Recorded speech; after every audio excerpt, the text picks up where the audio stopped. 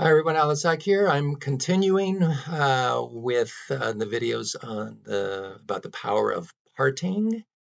And as I look at my notes here, okay, the author emphasizes one rule in particular: making and enforcing rules.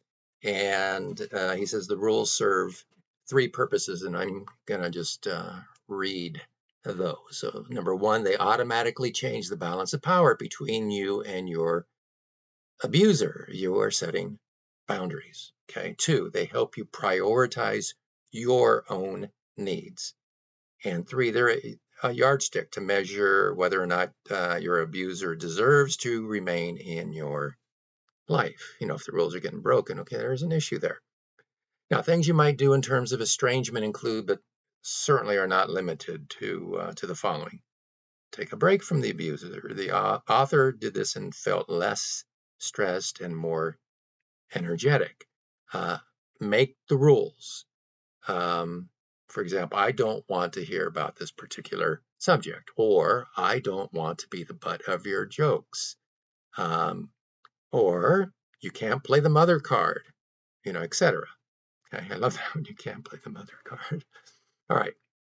Now, if you plan on having some contact with your particular individual, it might be useful to let them know what you need. And I believe he borrowed the following from Lori Gottlieb. I would love to find a way to have a relationship with you, but when you do X, it's very hurtful to me. It makes me not want to be around you. If you're doing something like X that I ask you not to do, I'm going to end the conversation.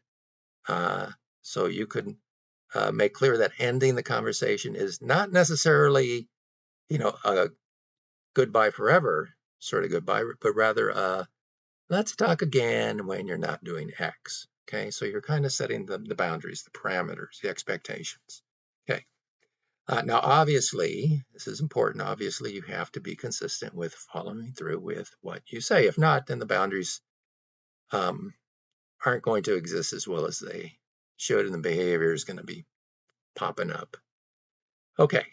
The author references Nicole LaPera, who presents 4 pillars of reparenting. So this applies if you're repairing abuse from a parent or caretaker. So you basically develop what you should have received. So number 1 would be emotional regulation. 2 would be loving discipline. You can develop daily routines and keep them.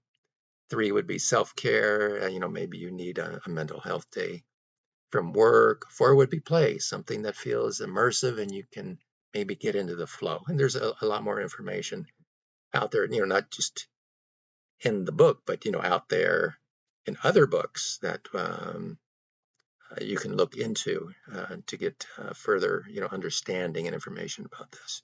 The author also brings up, it was the author who brought up gray rocking, which is an interesting term.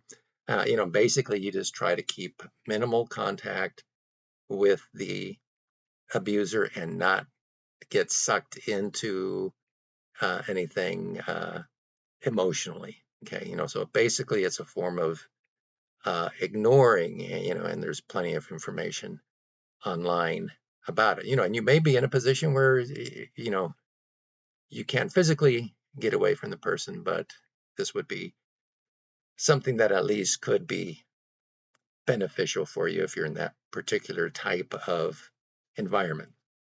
So again, there are different types and levels of estrangement, and abusive situations can vary widely. And like I said, you may not be able to physically leave a particular situation as the author was able to do.